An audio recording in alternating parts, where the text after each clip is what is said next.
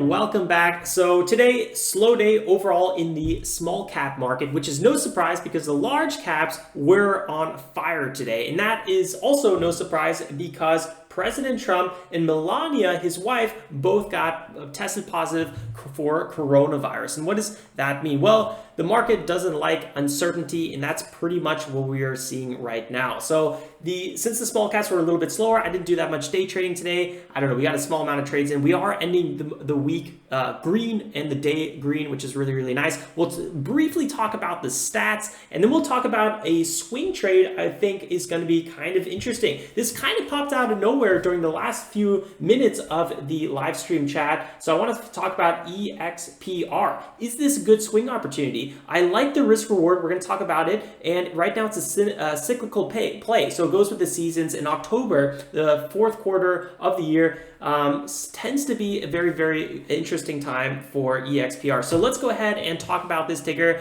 and we'll also review the swing trades or the day trades like always. Now, also remember guys, if you are curious, actually, let's just start here, and let's just start with the recaps here for September a little bit.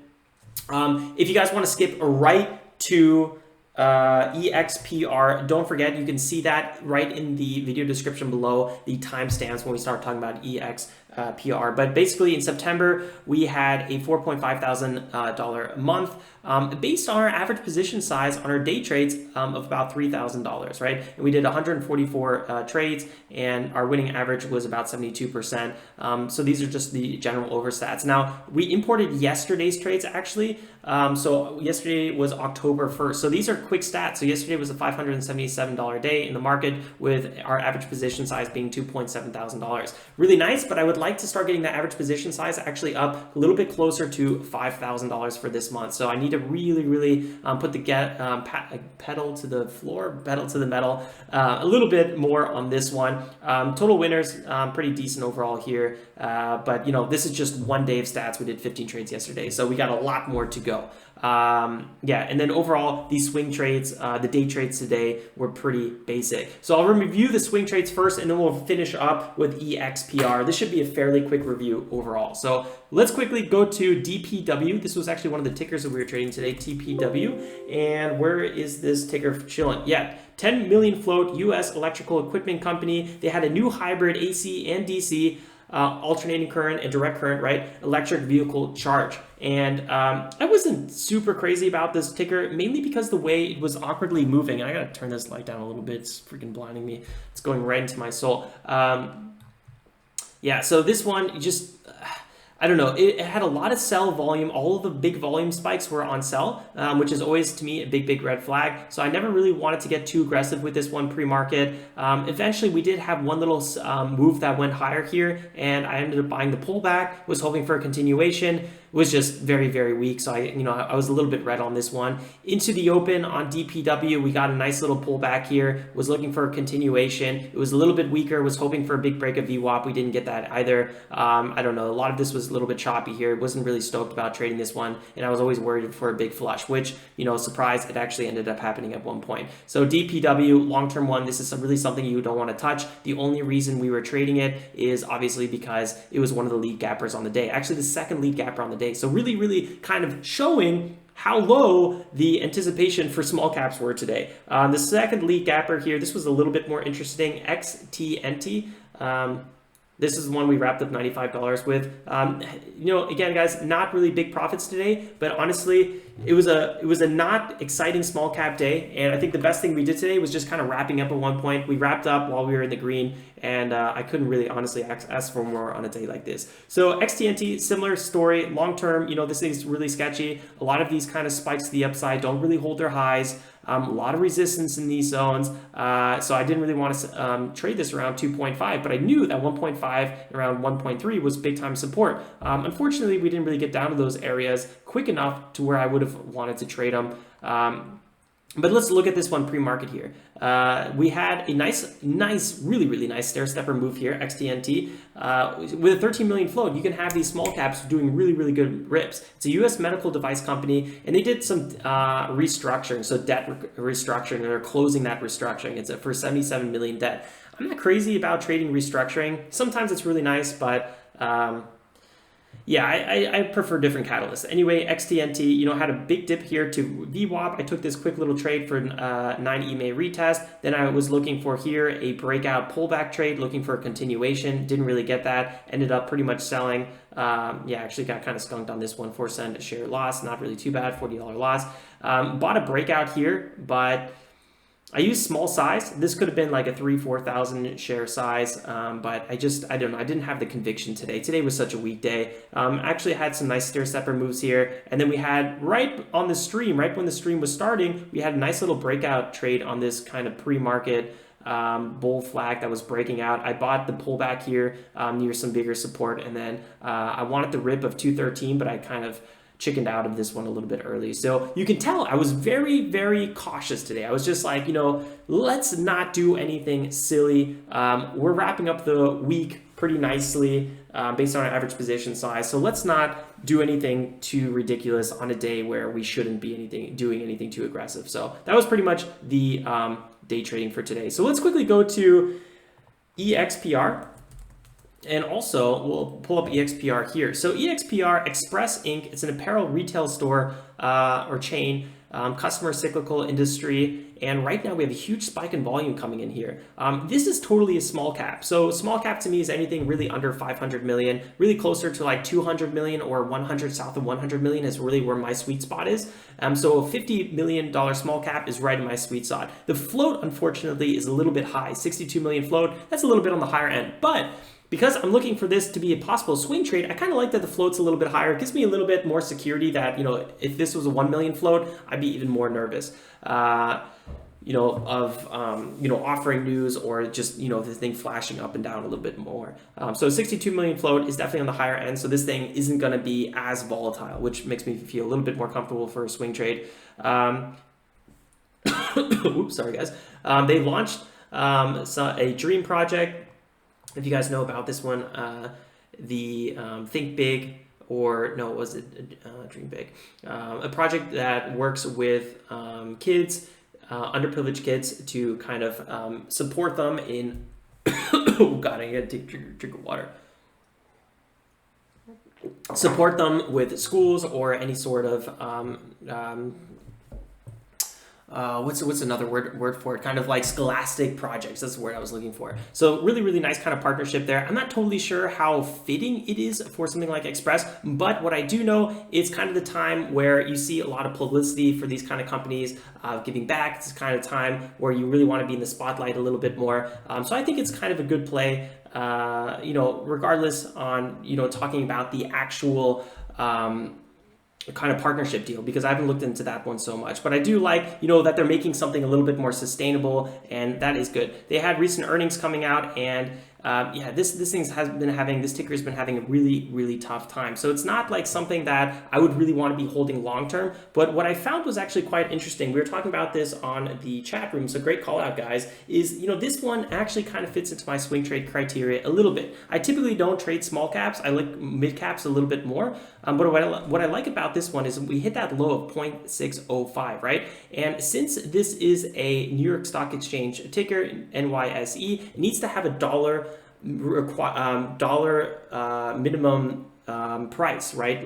And that's a listing requirement to be listed on the New York Stock Exchange, just like the NASDAQ. So these guys are getting compliancy issues, and they need to get that stock price up no matter what the cost. So I'm kind of thinking, like, I don't want to be the devil's advocate and be like all negative Nancy and think that, there's nothing good going on with this Dream Big project. But these are the kind of things that Express needs to do to get their stock price up. So I'm kind of thinking that's what's going on here a little bit more. I don't know. I don't want to be too negative on that, but that's kind of what I'm thinking. Anyway, what I always look for is big volume breakouts right here. We saw that. I love big volume breakouts. And this is a first green day after a huge amount of sell-off, right? And I also like that we're going all the way back over here. So I think EXPR, this is a big sign that there's a bit of volume to come. And this could be a good little move here to the upside. And we'll talk a little bit more where I think this could possibly go. Then we'll talk a little bit about Q4, past Q4 results on EXPR. So right here, we're kind of pulling back to this support zone. And if you, let's say, bought in right, I would actually want to be buying in closer to 722. I don't know if that's going to be an entry anymore. That's where I'm going to be putting my limit orders, and I'll do it on the stream as well with you guys. So if you got in at that area, you're looking for about a 10% downside right here if we went all the way to 0.65. And then I think you could probably salvage by trading on a bounce back to the upside around 0.6917. So ultimately, I think the risk on this one is about 7% from the current price, but ultimately I think it's about 3 or 4% based on where I think I would be able to get out, based on where I would want to get an entry, right? But the possible upside, that we have a big resistance here at 0.825. That's a 13% move, and then there's another kind of 36% move all the way to this 180 simple moving average, where there's a lot of support, previous support, which is new resistance. So I'd be looking for ideally a big move to that. Now let's say everything goes really, really bad and things are looking really bad, and I take a max stop loss of 10%, right? That's like worst case scenario. But I think really losing scenario would be that kind of, it goes down 10% and then I sell on and pops back to the upside and only take like around a 5% stop.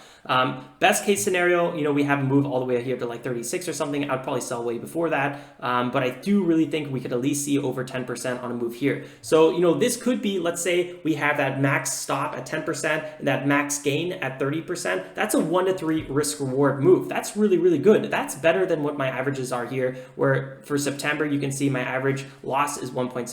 My average win is 2.3, right? 1.8 to 2.3 risk reward, right? And this one for yesterday's trading alone was 1.7 to 2.3. It's crazy how close these are, actually. It's ridiculous. So this is for one documented trade in October, and this is for all documented trades in September. Kind of crazy how close that is. So you could really see, like, I trade really, really, like, once I start having a trade going against me, I cut out. Once I start having a trade that's winning and I'm at my profit targets, I'm taking profits. I'm not really like hoping or shooting for the moon or anything like that. I'm just taking my consistent profits. And that's why I feel like EXPR could be a really good setup, because I feel like it has that good risk reward. Now let's quickly zoom out here just a little bit further and look at October in the past and see if we can see some sort of correlation on where we would want to maybe trade this. I was kind of hoping, let's go back to the daily actually. All right, so daily, if we go back here in October, actually let's just start with the most recent October, which well obviously is now, but over here we had in October, we had a little bit of a rally here starting in October and then went all the way here to kind of mid-December. This was a 114% rally. We have this October here, October 2019. This was a little bit sketchy. This October we fell off the cliff quite a lot, right? This is where I'm saying you want to manage your risk. Luckily, we're not at the potential end of a nice move to the upside. I would not want to trade something like this to begin with, because we have a huge amount of resistance here at 1129, right? So I would not want to be trading a former support zone, new resistance. So here we're kind of trading on the downtrend, looking for that reversal, right? So I like this move a lot more. So that October didn't work out so well. Let's go to October.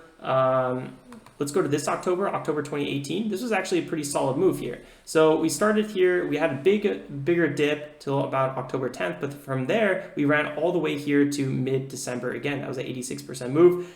This October 2017, we actually had a pretty decent move here as well. 10, right around here.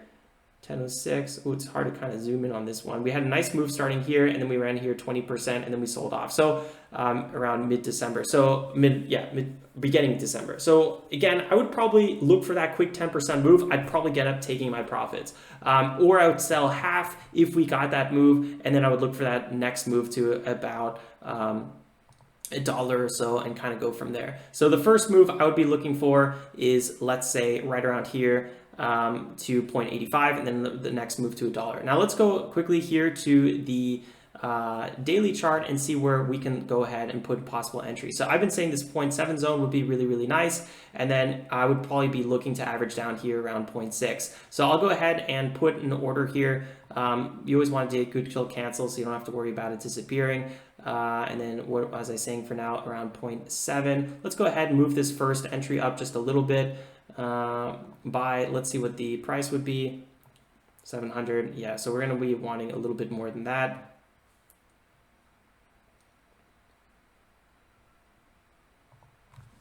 Let's make this 4,000 for now.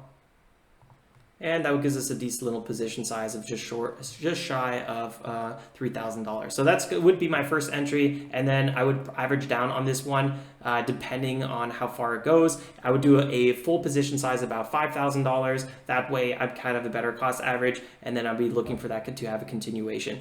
Guys, as a little bit of a disclaimer, your trading is your trading alone, and I could change my limit orders at any single time.